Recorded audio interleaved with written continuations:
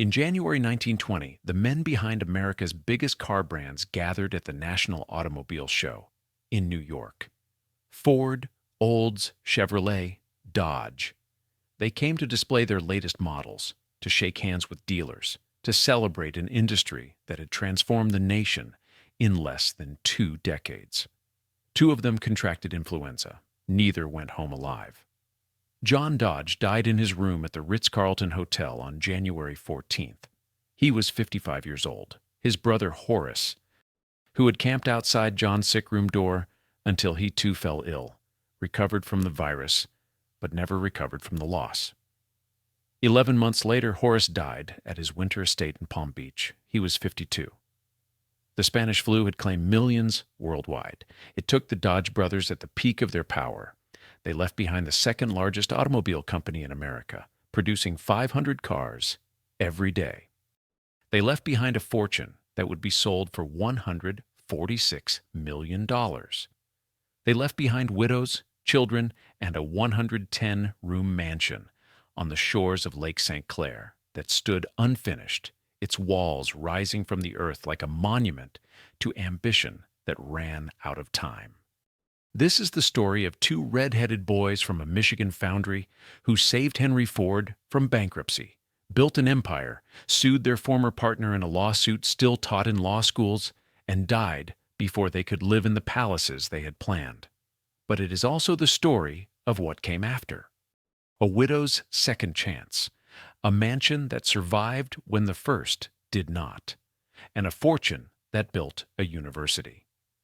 If you find value in my channel, please consider subscribing to the channel. But that mansion was still 2 decades away. First, 2 boys who had nothing had to become men who had everything. Chapter 1. The Red-Headed Urchins. John and Horace Dodge were not the kind of men who waited for permission. They were born 4 years apart in Niles, Michigan, a town on the St. Joseph River where their father, Daniel Rugg Dodge, ran a foundry and machine shop. John arrived on October 25, 1864. Horace followed on May 17, 1868. Their father built and maintained engines for riverboat traffic. Their mother, Maria, sewed to help make ends meet. The boys and their older sister, Della, had no shoes, even in early winter when Maria sent them to the brick schoolhouse down the road from their home. The foundry taught them everything, while other boys played. John and Horace learned the skills of the forge and machine shop. They understood heat and metal and precision before they understood arithmetic. At an age when most children were memorizing grammar, the Dodge boys were puttering around their father's shop, learning to read the language of gears and pistons and steam. A story from their childhood in Niles captures what they would become. They saw the wealthy man in town riding a high-wheel bicycle and decided they wanted one too. They had no money to buy it, so they built one themselves from scrap materials, crafting it by hand, until it worked just as well as any bicycle they could have purchased. Even then, they refused to accept that poverty meant limitation. In 1886, opportunity called from Detroit. John moved first, taking a job at Murphy Iron Works, a boilermaker plant. The following spring, Horace joined him. The brothers were bright, ambitious, and willing to work harder than anyone around them. John became a foreman, earning $16.50 a week. Horace worked as a machinist for $13.50. They were still poor. They were no longer trapped. By 1892, they had moved across the Detroit River to work at the Dominion Typograph Company's machine shop in Windsor, Ontario. The work was good, the pay better, but John's health faltered. Tuberculosis put him in bed for months, damaging his lungs in ways that would matter years later. While he recovered, something shifted in how the brothers saw their future. Working for other men would not be enough. In 1896, they filed a patent for a dust-shielded bicycle hub bearing. It was the first thing they had invented together, the first time their names appeared on an official document as partners rather than employees. The following year, they joined with a third investor named Fred Evans to manufacture bicycles under the Evans and Dodge name. For a brief moment, it looked like success. The bicycle business failed. A dispute over royalties, a partner who did not deliver, debts that mounted faster than sales. By 1900, the brothers had sold their share and walked away with just enough money to start over. Most men would have looked for steady work again. The Dodge boys opened their own machine shop instead. They placed an advertisement in the Detroit City Directory. The wording mirrored their confidence and their hunger. We are prepared to do any class of work that can be done in a first-class modern shop. It was a promise and a dare. They had nothing but a rented space, borrowed tools, and a reputation they had not yet earned. What they did have was something more valuable. They had each other. The brothers were inseparable in ways that would follow them through life. As adults, they insisted on dressing in identically tailored suits. They refused to read any mail unless it was addressed to both of them. When people asked why, they had no answer. This was simply how they existed in the world. Two red-headed boys from a foundry who had become two red-headed men who would accept nothing less than everything. By 1902, their machine shop had won a contract to build transmissions for the Olds Motor Vehicle Company. The quality of their work brought more orders. Within a year, they would receive an offer that would change not just their lives, but the entire American automobile industry. A failed entrepreneur named Henry Ford needed parts for his third attempt at building a car company. Every other supplier in Detroit had turned him down. The Dodge brothers said yes. Chapter 2. The Man Who Saved Ford. By 1903, Henry Ford was a failure. Two bankruptcies marked his record. The Detroit Automobile Company had collapsed in 1900. The Henry Ford Company fell apart in 1902. Creditors pursued him. Suppliers refused to work with him on credit. At 40 years old, Ford had a reputation for vision and an equal reputation for not being able to turn that vision into profit. The Dodge brothers had just built hundreds of transmissions for Ransom Olds. The quality of their work had impressed everyone who saw it. When Ford approached them about building components for his new venture, they could have walked away. Every prudent businessman in Detroit told them Ford was a bad bet. John and Horace saw something else. They saw an opportunity that came with protection. The deal they negotiated in February 1903 was remarkable for how much it favored them. Ford needed engines, transmissions, and axles. The Dodge brothers would manufacture nearly every component of what would become the Model A, while Ford assembled the vehicles at his plant on Mack Avenue. In exchange, the brothers received 10% ownership in Ford Motor Company. They demanded $10,000 up front. They insisted on payment within 5 days of any invoice. And they secured one more provision that revealed just how carefully they had calculated the risk. If Ford's company failed again, the Dodge brothers would own the rights to everything. Ford agreed. He had no choice. The first Model A left the factory in July 1903. Within 3 months, Ford Motor Company had turned a profit of $37,000. The Dodge brothers had manufactured the car that made it possible. As Ford's sales grew, so did the fortune flowing to John and Horace. They borrowed $75,000 to buy new tooling and expand their operation. They gave up all their other business to concentrate entirely on Ford. In the first year, they built 650 cars for Ford to assemble. The number grew every year after that. By 1908, the Dodge brothers were wealthy men. Ford's success had made them rich, but wealth brought complications that neither brother anticipated. They moved their families into large homes in Boston Edison, one of Detroit's finest neighborhoods. John purchased the house at 75 Boston Boulevard in 1907. The same year, he married Matilda Rausch, who had been working as a secretary in the Dodge brothers' office since 1902.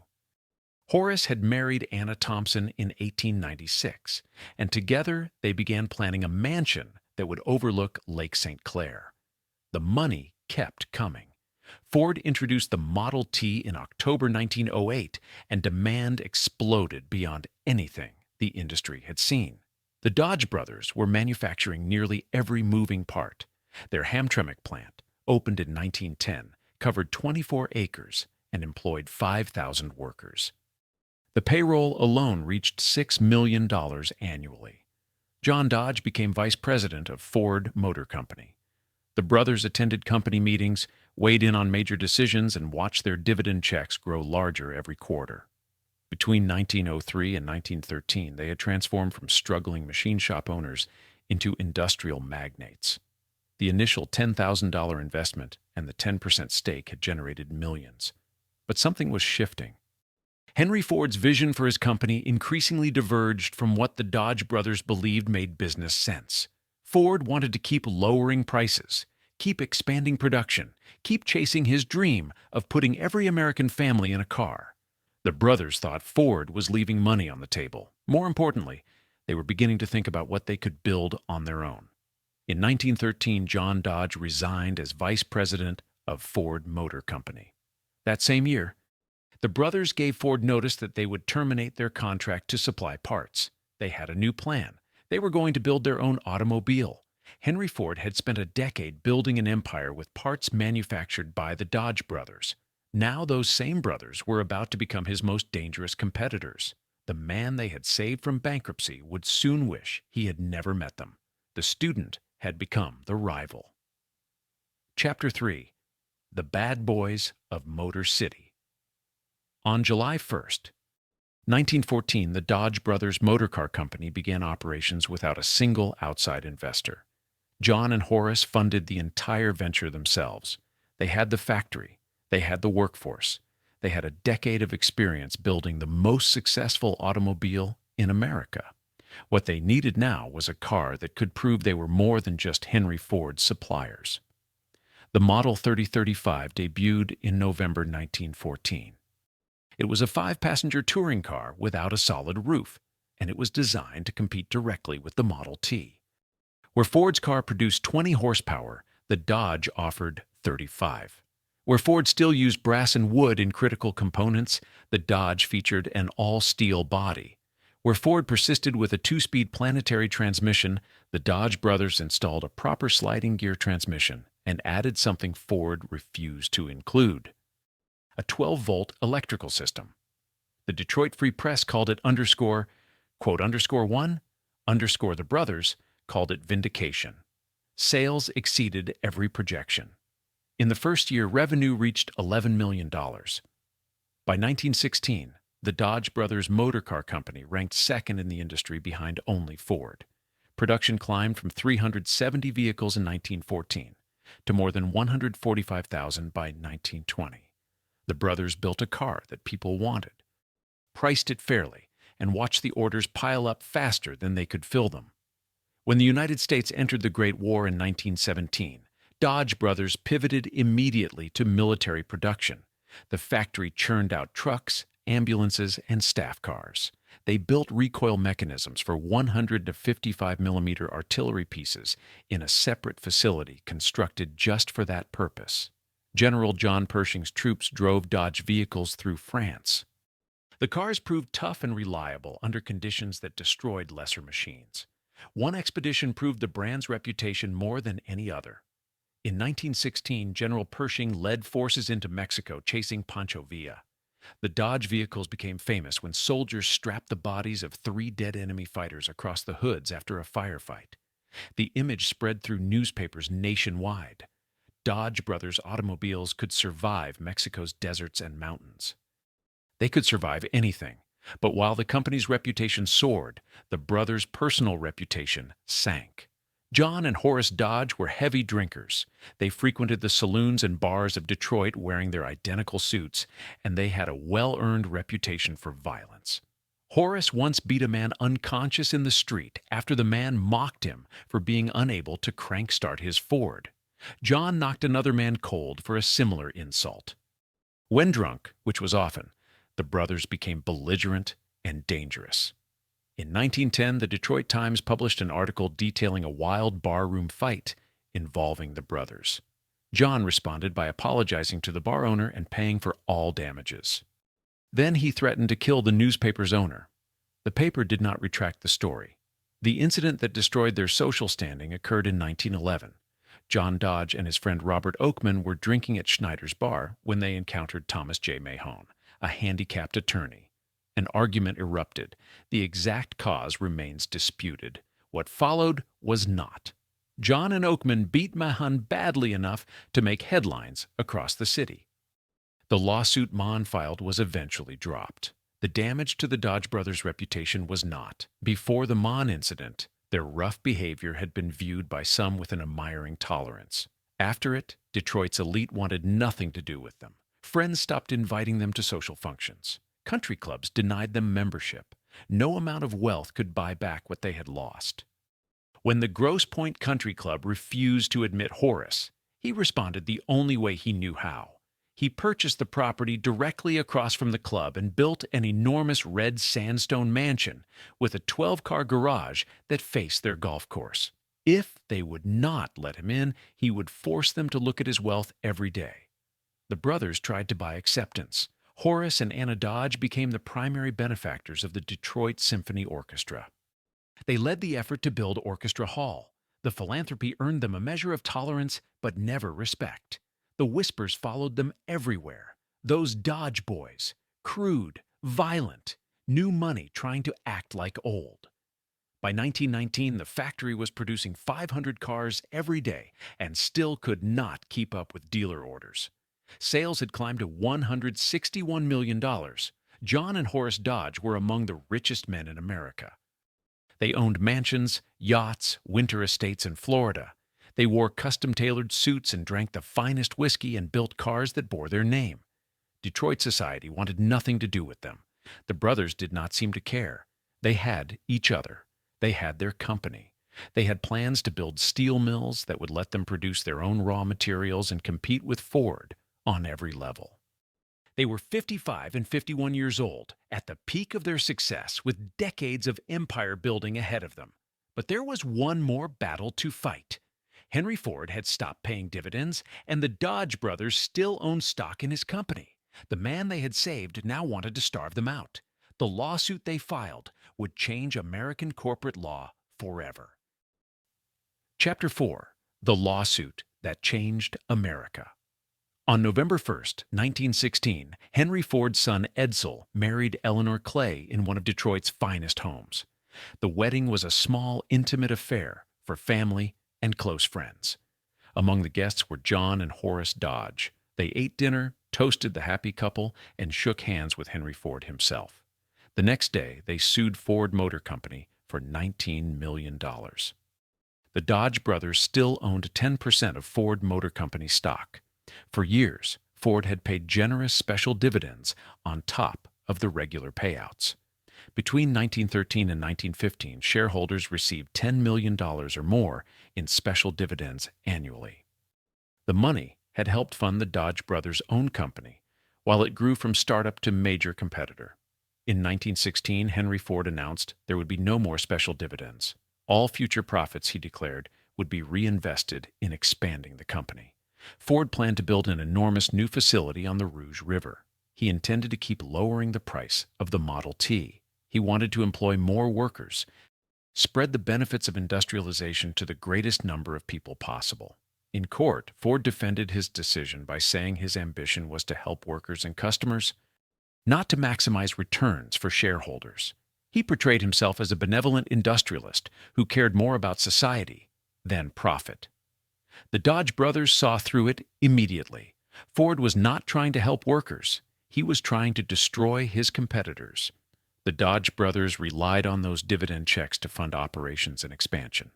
By cutting off the dividends, Ford hoped to starve them of capital. If he could squeeze them out financially, they might be forced to sell their stock back to him at a discount.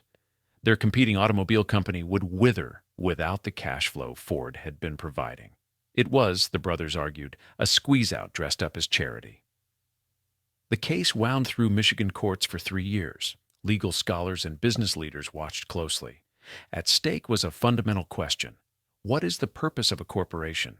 Does it exist primarily to benefit shareholders? Or can directors pursue other goals even if they reduce profits? In 1919, the Michigan Supreme Court ruled. Justice Russell Ostrander wrote the opinion that would be cited for the next century. A business corporation, he declared, is organized and carried on primarily for the profit of the stockholders. The powers of directors are to be employed for that end. Ford could not turn his company into a charity. He could not reduce profits or refuse to distribute dividends in order to pursue social goals, no matter how noble those goals might sound. The court ordered Ford to pay a special dividend. The amount, $19.3 million. The decision established what legal scholars would call the shareholder primacy doctrine. To this day, the case appears in law school textbooks. Corporate boards cite it when justifying decisions. Activists invoke it when arguing about the purpose of business. The fight between Henry Ford and the Dodge brothers shaped how Americans think about corporations and profit and responsibility. But the ruling was not a complete victory for the brothers. The court also held that directors retained broad discretion under the business judgment rule. Ford could still invest heavily in the Rouge River plant. He could still pursue his vision as long as he dressed it up in terms of long-term business strategy rather than social mission. By the time the case concluded, both sides had won and lost. Ford paid the dividend, but kept building his empire. The Dodge brothers got their money, but could not stop Ford's expansion. In 1919, Henry Ford made his final move. He offered to buy out all minority shareholders, including the Dodge brothers. The price, $25 million for their 10% stake. Combined with the dividends they had received over the years, the total return on their original $10,000 investment reached $32 million. John and Horace accepted. They took the money and walked away. They no longer had any connection to Ford Motor Company. They could focus entirely on their own business without the distraction of fighting their former partner in court. Despite everything, the relationship between Ford and the Dodge brothers remained surprisingly cordial. When the end came just months later, Henry and Edsel Ford would serve as pallbearers at Horace Dodge's funeral.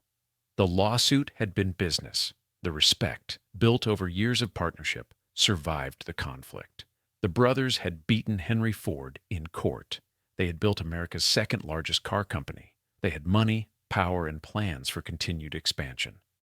They were preparing to challenge Ford directly with their own steel mills and vertical integration. In January 1920, they traveled to New York to attend the National Automobile Show. Both men felt fine. The company was thriving. The future looked limitless. Neither brother would see February. Chapter 5. The Auto Show.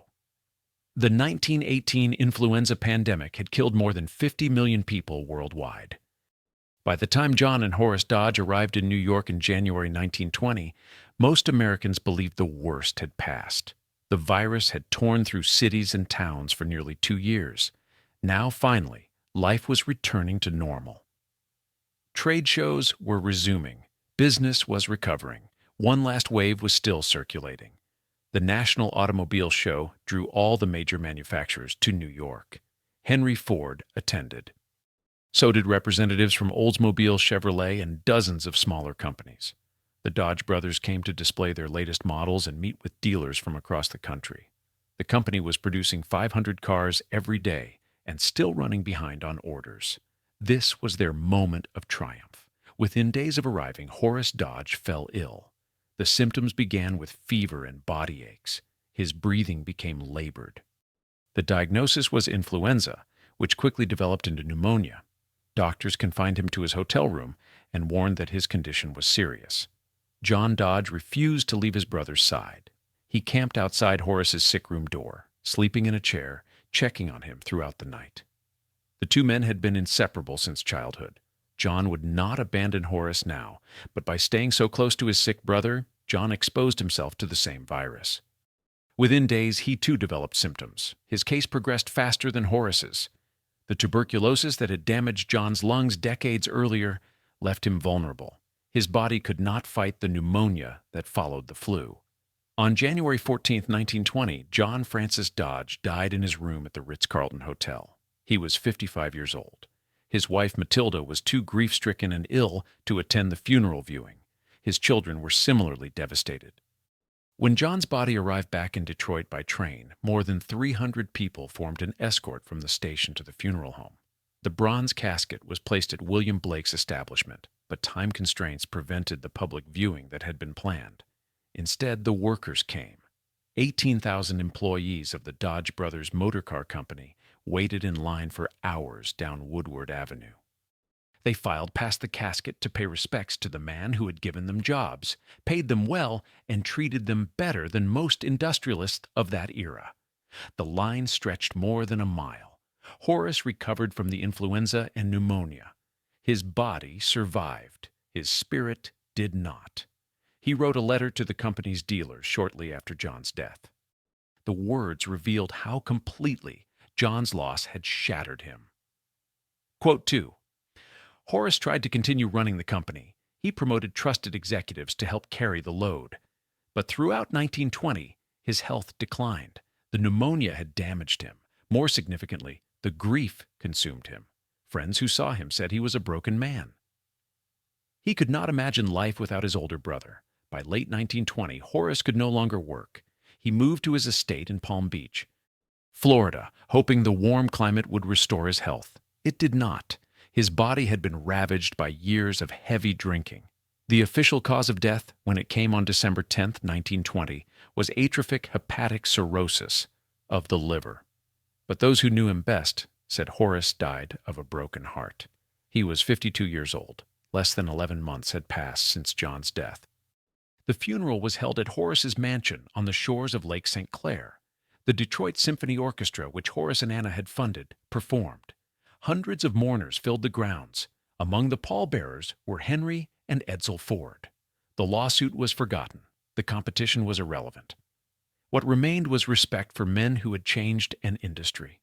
The day before the funeral, when Horace's body arrived back in Detroit by train, the Dodge Brothers workers were given another chance to pay their respects. They lined up at the same funeral home where John had lain 11 months earlier.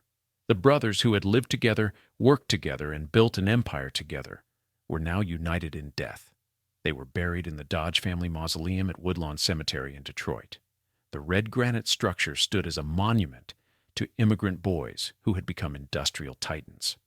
Inside, bronze plaques marked their names and the years they had lived. John Francis Dodge, 1864 to 1920. Horace Elgin Dodge, 1868 to 1920. The Spanish flu pandemic had killed millions. Among them were two brothers whose loss marked the end of an era. The Dodge Brothers Motor Car Company would continue. The cars would still bear their name, but the men who had built it from nothing were gone. They left behind widows who were now among the wealthiest women on earth. They left behind children who would inherit fortunes and tragedies of their own. And they left behind an unfinished mansion that stood on the shores of Lake St. Clair, its walls rising toward a completion that would never come. Chapter 6. The Unfinished Palace. When John Dodge died in January 1920, he left behind three things: a $32 million fortune, a 37-year-old widow with 3 young children, and an unfinished mansion on Lakeshore Drive in Grosse Pointe that had already consumed nearly $4 million. John had purchased the property in 1918. He wanted to be close to his brother Horace, who had built the red sandstone mansion called Rose Terrace on a nearby stretch of lakefront. The plan was ambitious. John hired Smith, Hinchman, and Grills, one of Detroit's most prestigious architectural firms, to design what would be the largest private residence in the Detroit area. 110 rooms, 24 bathrooms. A 3-acre man-made peninsula jutting into Lake St. Clair, so his 104-foot yacht could dock at his own property. Construction had begun. Workers poured the foundation and built a coal bunker measuring 40 feet by 60 feet with walls of steel-reinforced concrete 1 foot thick. The structure was strong enough to support a commercial building. Above it, the mansion's walls began to rise. But when John died, work stopped. Matilda Dodge could not decide whether to finish it. The house represented John's vision, not hers. She was dealing with grief, with sudden wealth, with the challenge of raising 3 children while managing an inheritance that had made her one of the richest women in America. She had John's 3 children from his first marriage to consider as well. Winifred, Isabel, and John Duval were grown, but family dynamics were complicated. Disputes arose over the estate and the unfinished mansion. There was another problem. Grosse Pointe society had never fully accepted the Dodge brothers. The violence, the drinking, the working-class manners that wealth could not erase had kept them on the margins of Detroit's elite social circles. Matilda, who had been born in a Canadian sheep farming family and grown up above her father's Detroit saloon, understood exclusion. She had no desire to force her way into a community that did not want her. She and Horace's widow, Anna Thompson Dodge, now controlled the Dodge Brothers Motor Car Company. They appointed Frederick Haynes, a longtime executive who had known the brothers for 20 years, as president. The company continued to thrive. Orders kept coming. The factory kept producing. But both women knew they were not equipped to run an automobile empire indefinitely. In 1924, tragedy struck again. Matilda's youngest daughter, Anna Margaret, died from complications following measles. She was 4 years old. Matilda had now buried her husband and a child within 4 years. The unfinished mansion on Lakeshore Drive stood as a daily reminder of dreams that had died with John. In 1925, Matilda and Anna Dodge made a decision that sent shockwaves through the business world. They sold the Dodge Brothers Motor Car Company to the investment banking firm Dillon Read and Company for $146 million. At the time, it was the largest cash transaction in Wall Street history. The check written to the Dodge Brothers estate was the largest ever drawn in a commercial transaction. Matilda's share made her one of the wealthiest women on the planet. That same year, she met Alfred G. Wilson at the First Presbyterian Church in Detroit. Alfred was a lumber broker from Wisconsin who had moved to the city in 1919 to start the Wilson Lumber Company with his brother. He was the son of a Presbyterian minister. Friends described him as kind, warm-hearted, humble. He treated Matilda's children as if they were his own. They married on June 29, 1925. The question of where to live remained. The unfinished mansion sat vacant on Lakeshore Drive, accumulating more than $7,000 in annual property taxes. Matilda could have completed it. She had the money. She had the plans. But she made a different choice. Years earlier, in 1908, John and Matilda had purchased a 320-acre farm near Rochester as a weekend country retreat. They called it Meadow Brook. The property had a simple white farmhouse and rolling countryside. John had used it as a proving ground to test Dodge automobiles in secrecy. Over the years, they had acquired 8 additional adjoining farms, expanding the estate to 1,500 acres. Matilda preferred the country to the city. She preferred the land where she and John had spent happy weekends to the Grosse Pointe mansion that represented social battles she had no interest in fighting. She and Alfred decided to live at Meadow Brook. The unfinished palace on Lakeshore Drive would remain unfinished. For 20 years, the mansion stood vacant. Taxes accumulated. The structure deteriorated. Some architectural details were salvaged and incorporated into other buildings. The massive coal bunker remained, a monument to ambition that had run out of time. In 1941, a developer purchased the property. The mansion was demolished. The land was subdivided. Smaller houses rose where John Dodge's palace was supposed to have stood. The 3-acre peninsula disappeared into new property lines. But Matilda had already made her choice. She would build at Meadow Brook. She would build with Alfred, and this time she would finish it. In 1926, construction began. Chapter 7. The House. That Rose Matilda Dodge Wilson was not going to make the same mistake twice. The mansion she built with Alfred would be completed, occupied, and loved. It would be everything the Grosse Pointe Palace was not. In the summer of 1925, shortly after their wedding, Matilda and Alfred sailed to England on their honeymoon. They brought someone unexpected with them, William E. Capp, an architect from the Detroit firm Smith, Hinchman, and Grills. The same firm that had designed John's unfinished mansion would design this one. But this time, the process would be different. The Wilsons and Capp toured English country estates throughout that summer. They visited manor houses dating back centuries. They studied the Tudor and Elizabethan architecture that had evolved from medieval castles into comfortable family homes. At the Royal Institute of British Architects and the Victoria and Albert Museum, they obtained measured drawings of significant buildings. They took notes on everything. In 1927, Matilda and Alfred returned to England. This time, they focused on interiors. They selected prototypes for specific rooms at Meadow Brook. They purchased antique furnishings, including pieces that would eventually fill the mansion's 110 rooms. Every decision was careful. Every choice was intentional. Capp translated their vision into architectural drawings. The design married English manor house traditions with American materials and American pride. Matilda insisted on this. Everything would be built by American craftsmen using American materials. The house would look English, but it would be unmistakably American in execution. Groundbreaking occurred in 1926. From the first day, Matilda and Alfred imposed an unusual condition: no photographs, no press coverage, no publicity of any kind. The construction would proceed in almost total secrecy. They wanted to surprise the community when they finally opened the doors. The general contractors, Bryant and Detweiler of Detroit, assembled teams of master craftsmen. Cabinet work was commissioned from Hayden of New York City and Irving and Casson, A.H. Davenport of Boston and New York. These were not ordinary carpenters. They were artists who worked in wood. The mansion's most spectacular feature required a different kind of artist entirely. Matilda wanted the dining room ceiling to match one she had seen in England. The chapel ceiling at Belton House in Lincolnshire, completed in 1688, featured elaborate carved plaster work that had taken her breath away. She wanted that magnificence recreated at Meadow Brook.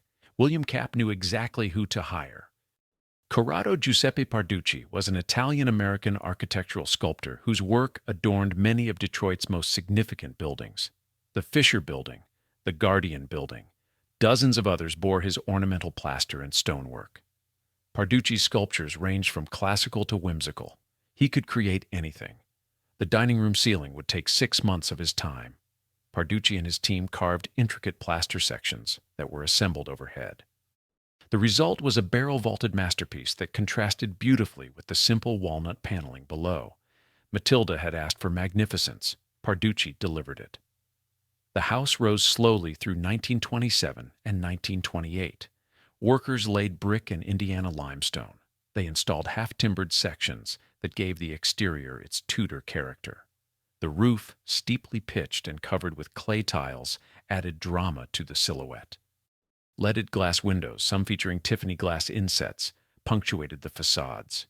Inside, craftsmen installed carved wood details throughout: oak beams, walnut paneling, hand-carved stone surrounds for the 24 fireplaces. Every surface received attention. The grand staircase featured a barrel-vaulted ceiling assembled from 4-foot sections of carved plaster that suggested Elizabethan grandeur. The specifications were staggering: 88,000 square feet, 110 rooms, 25 bedrooms, 23 bathrooms, 2 elevators to move between floors, gold-plated fixtures in the bathrooms, custom hardware throughout. The house was not just large, it was meticulously detailed. By the time construction finished in 1929, the cost had reached $4 million, the same amount John Dodge had spent on the mansion that was never completed. But this time, every room was finished. Every detail was perfect. Matilda had one more surprise. She had carefully selected the art that would fill Meadowbrook Hall. During her trips to Europe, she had acquired paintings by masters: Anthony Van Dyck, Sir Joshua Reynolds, Thomas Gainsborough, John Constable, Rosa Bonheur. She filled rooms with Meissen porcelain, Rookwood pottery, and Stickley furniture. Tiffany glass glowed in windows throughout the house. The opening in 1929 occurred during a storm. Matilda and Alfred had sent 400 invitations. More than 850 people arrived anyway, eager to see what had been built in secrecy over 3 years. Guests wandered through rooms lit by chandeliers and warmed by roaring fires. They marveled at Parducci's ceiling in the dining room. They admired the English antiques and the American craftsmanship that surrounded them. Matilda stood with Alfred and watched people discover what she had built. The house on Lakeshore Drive had been John's dream. Meadowbrook Hall was hers. This time the mansion was finished. This time she would live in it. The estate extended across 1,500 acres. Working farms produced livestock and crops. Greenhouses provided flowers and vegetables year-round. An 18-hole golf course wound through the property. Near the main house, architect Capp had designed Knoll Cottage, a 6-room miniature mansion where the children could play. Everything about Meadowbrook Hall was designed for life, not display. Matilda had not built a museum, she had built a home. For the next 3 decades, that home would be the center of their world. Chapter 8. The Golden Years. Meadowbrook Hall was never just a showplace. It was a working estate where 1,500 acres produced prize-winning livestock, where Francis Dodge raised champion horses, where children played in miniature mansions built just for them. The farms operated year-round. Meadowbrook Farms gained a reputation for quality that extended beyond Michigan. Joe Louis, the famous boxer who owned an estate nearby, always purchased his eggs from Meadowbrook. The poultry operation was just one part of an agricultural complex that included cattle, pigs, and Belgian draft horses that Matilda bred with the same attention she gave to everything else. In the early 1930s, Matilda met a young agricultural agent named John Hanna. He helped her develop Meadowbrook's operations into one of the finest agricultural complexes in the region. The farm was not a vanity project. It was a business that turned a profit while demonstrating what modern farming techniques could accomplish. Frances Dodge, Matilda and John's eldest daughter, brought a different kind of energy to the estate. Born in 1914, Frances had grown up with horses and speed and the freedom that came from having a fortune behind her. She was beautiful, fearless, and determined to make her own mark. In 1933, Frances founded Dodge Stables on the Meadowbrook property. She became a world-renowned horsewoman, breeding and training champion horses that competed at the highest levels. Her stables brought glamour and modernity to an estate that could have felt frozen in time. In the 1930s, while much of America struggled through the Great Depression, Frances used her inheritance to fund construction projects that provided jobs to the community. The Depression touched even Meadowbrook. For a brief period during the worst years, the hall was closed. The family moved into the original white farmhouse while they waited for economic conditions to improve. It was a practical decision that showed Matilda had not forgotten her roots. When money got tight, you lived simply and waited.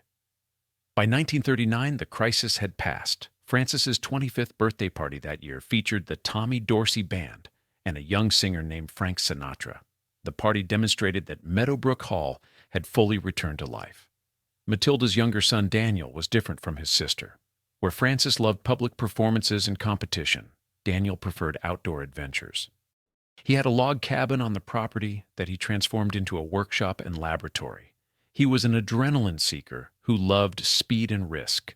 Friends called him Danny and described him as reckless in ways that worried his mother. Alfred and Matilda had adopted 2 children to complete their family. Richard arrived in 1930 as a baby. Barbara followed in 1931, adopted specifically to be a companion for Richard. The 2 grew up at Meadowbrook, surrounded by luxury, but also by work. Alfred ran the farm operations alongside Matilda. They were partners in ways that Matilda and John had never quite managed to be. The estate hosted charitable events throughout the 1930s and 40s. Matilda threw her energy and money into organizations that helped others. She served as president of the Salvation Army Women's Auxiliary for 24 years. She supported the Detroit Symphony Orchestra that Horace and Anna Dodge had helped build. She gave to hospitals, orphanages, and educational institutions. But for all the public work, Meadowbrook remained fundamentally a family home. The children played in Knoll Cottage, which was not a playhouse but a fully functional 6-room mansion in miniature. They swam in the pool. They attended parties in the ballroom. They lived lives of privilege that Matilda insisted be balanced with responsibility. The art collection she and Alfred assembled filled the house. Paintings by old masters hung on walls throughout. Sculptures by artists like Cyrus Dallin and Antoine Louis Barye occupied alcoves and niches. The library held first editions and rare volumes. This was not random acquisition. Every piece was chosen deliberately. Through the 1930s, Meadowbrook Hall functioned exactly as Matilda had intended. It was a self-sustaining estate, it was a comfortable home, it was a place where family gathered and where the community was welcomed for charitable purposes. The unfinished mansion in Grosse Pointe had represented John's ambition. Meadowbrook represented Matilda's wisdom. The golden years at Meadowbrook seemed endless. Children grew, horses won races, the farms thrived. Matilda and Alfred settled into the kind of partnership that only comes from mutual respect and shared purpose. But in August 1938, a honeymoon on a Canadian island would shatter everything Matilda had built. Chapter 9. 13 Days. Daniel Dodge owned a luxury lodge on Manitoulin Island, overlooking Georgian Bay. In the summer of 1936, he fell in love with the telephone operator in the nearby town of Gore Bay. Her name was Laureen McDonald. She was 19 years old. They would be married for 13 days. Danny had spent 2 years courting Laureen. He arrived in his sports car or his speedboat, making as many excuses as possible to visit Gore Bay and see the girl who worked the telephone switchboard.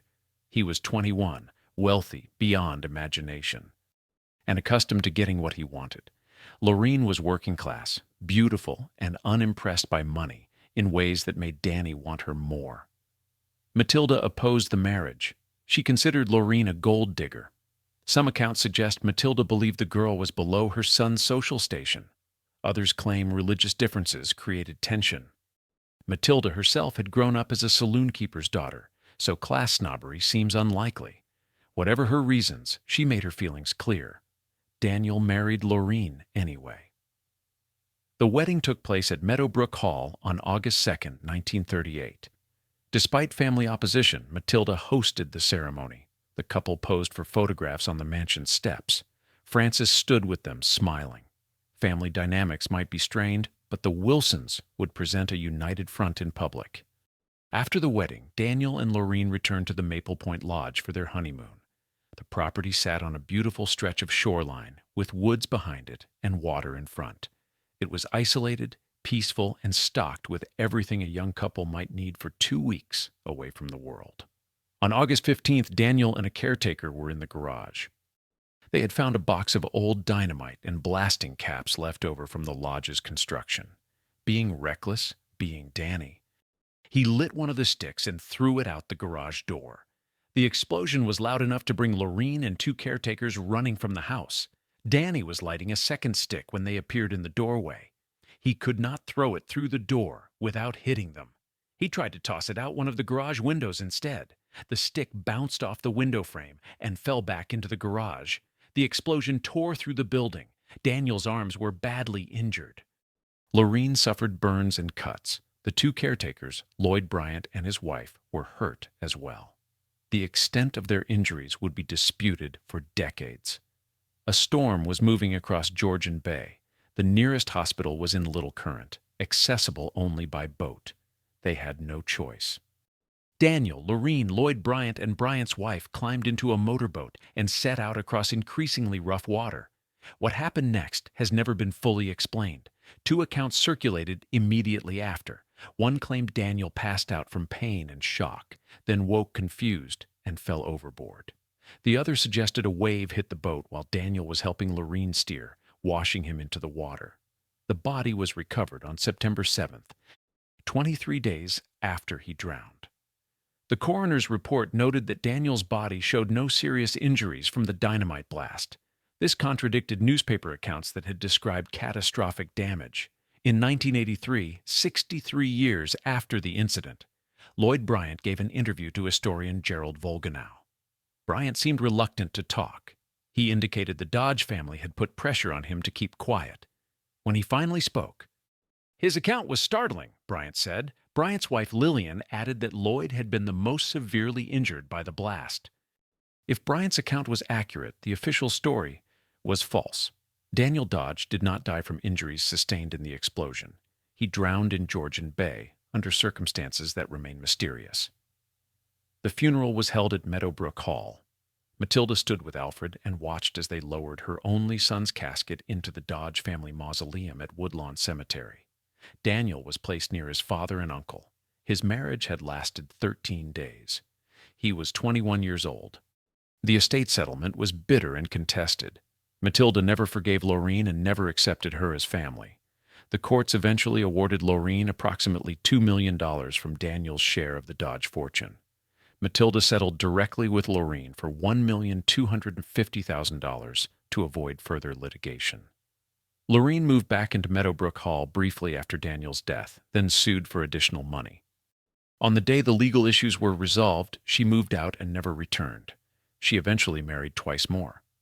First to Dr. William Lang, the plastic surgeon who had treated her injuries from the explosion. Later to Captain John Van Etten in Lafayette, Indiana. She settled in California and raised a family. In the 1980s, when the John F. Dodge Trust was finally broken up and distributed among grandchildren and great-grandchildren, Lorene attempted to claim more money. She lost. Matilda Dodge Wilson had now buried her first husband, her youngest daughter, and her only son. She was 54 years old. Most people who endure that much loss retreat from the world. Matilda was not finished building. Chapter 10. The Gift. In 1940, Matilda Dodge Wilson became the first woman to serve as lieutenant governor of a United States state.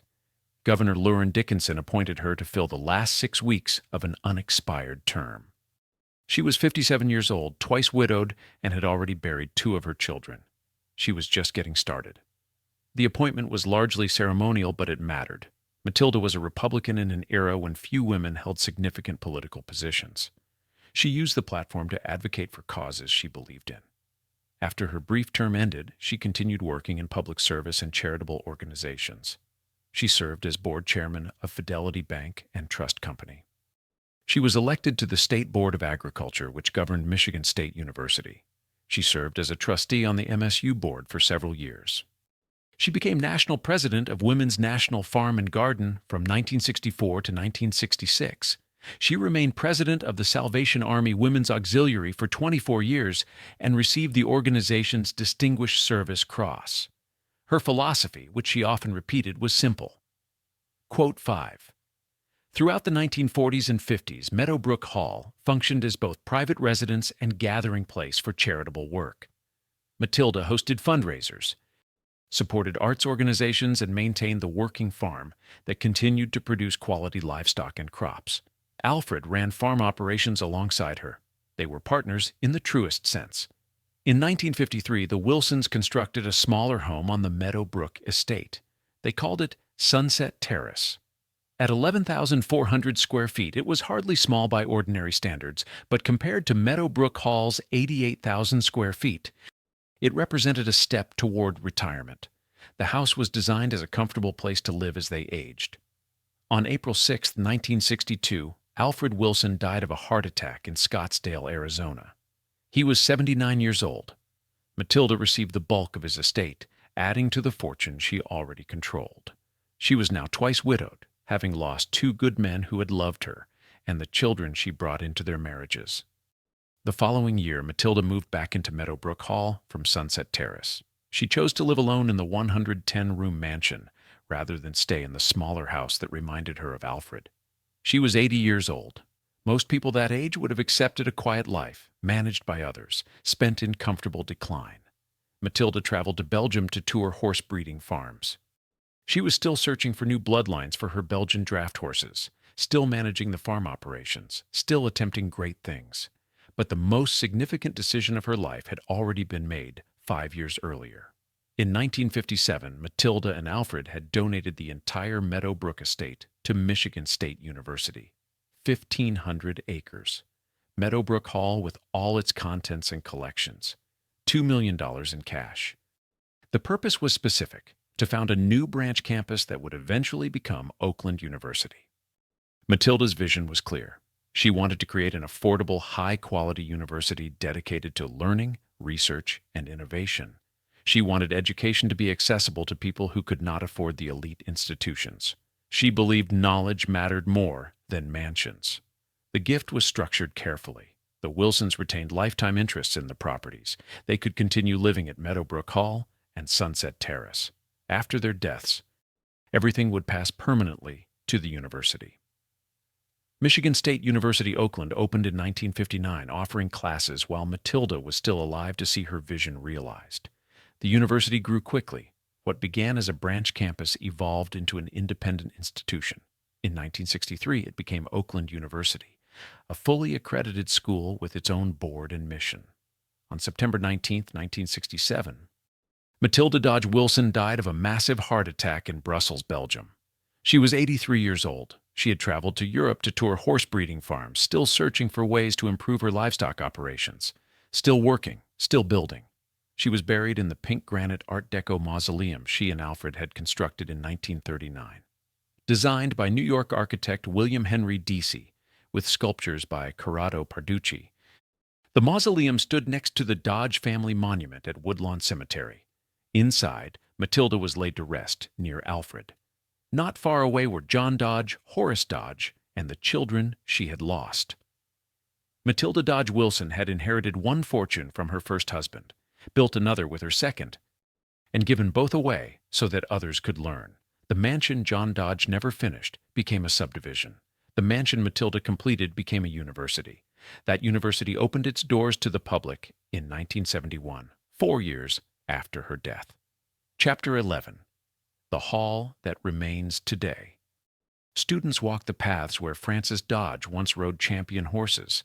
They study in libraries funded by a fortune built on automobile transmissions. And when they need to remember why they are here, they can walk through 110 rooms of hand-carved wood and Tiffany glass and Corrado Parducci's plaster ceilings. Meadowbrook Hall opened to the public in 1971. The first tours revealed what Matilda and Alfred had created. Original furnishings filled every room. The art collection remained intact. Paintings by Van Dyck, Reynolds, Gainsborough, Constable, and Bonheur hung on walls where the Wilsons had placed them. Tiffany glass glowed in the windows. Stickley furniture occupied alcoves and sitting rooms. Meissen and Sèvres porcelain filled display cases. The house had been preserved exactly as a family home, not transformed into a museum. In 1979, Meadowbrook Hall was added to the National Register of Historic Places. The designation recognized its architectural and historical significance, but it did not protect the mansion from the fate that had befallen so many Gilded Age estates. That same year, 1979, marked the beginning of the Meadowbrook Concours d'Elegance. For 31 years, this event drew collectors and enthusiasts from around the world.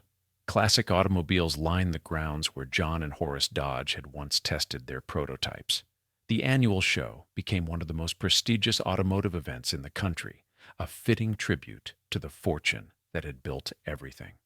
In 2012, the National Park Service upgraded Meadowbrook Hall's status. It became a National Historic Landmark, recognizing it as one of the most significant Tudor Revival residences in America. The designation cited specific features: the craftsmanship, the original collections, the architectural detailing that made it exceptional. Meadowbrook Hall ranks as the fourth largest historic house museum in the United States. 88,000 square feet, 110 rooms, 24 fireplaces. 2 elevators. Rooms that were designed for entertaining 250 guests can still host events of that scale. The mansion operates as a museum, a cultural center, and an event venue. Weddings are held in rooms where Matilda once hosted charitable fundraisers.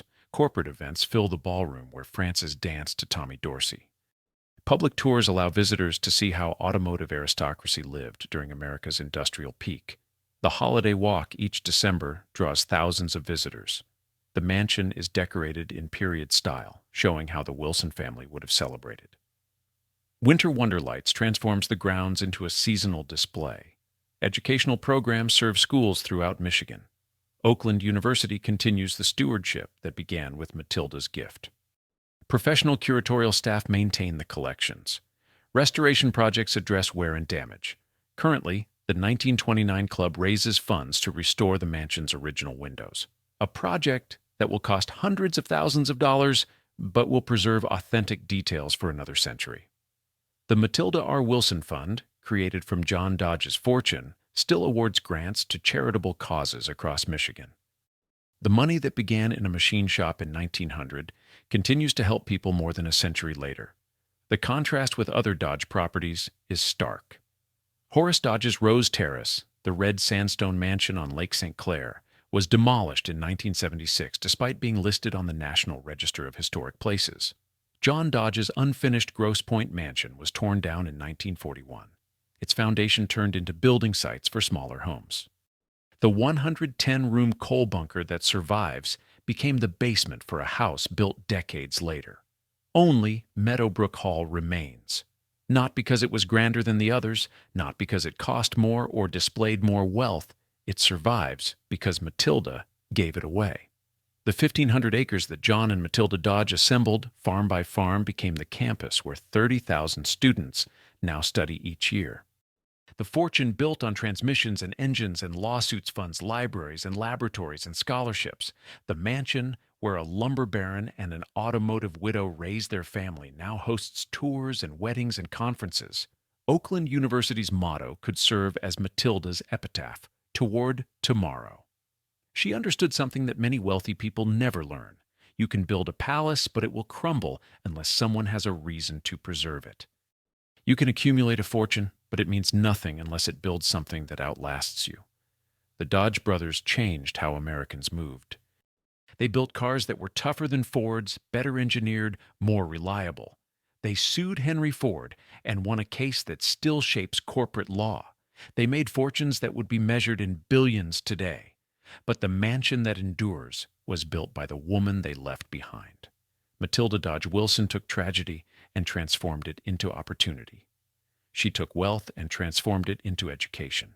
She took a mansion and transformed it into a gift. In January 1920, two redheaded brothers from a Michigan foundry died within 11 months of each other. John Dodge left behind an unfinished mansion that stood empty for 2 decades before being demolished. Horace Dodge left behind Rose Terrace, which his widow would later tear down to build something grander, only to see that mansion demolished as well.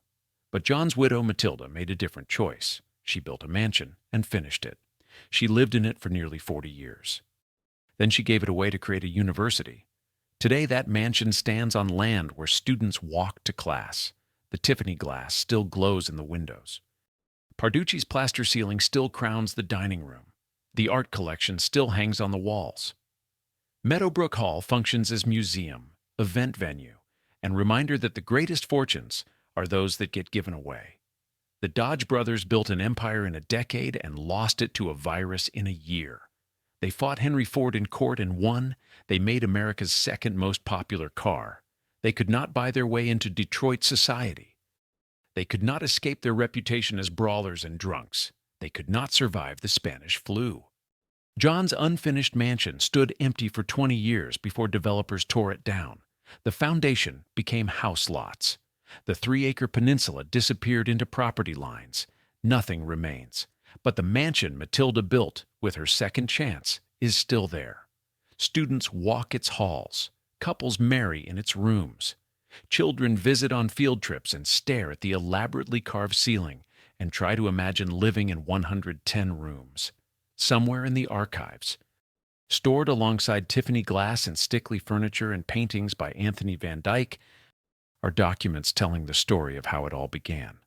2 boys who built a bicycle from scrap, 2 brothers who saved Henry Ford when no one else would, 2 men who died in hotel rooms far from the palaces they had planned, and 1 woman who understood that palaces mean nothing unless someone has a reason to preserve them.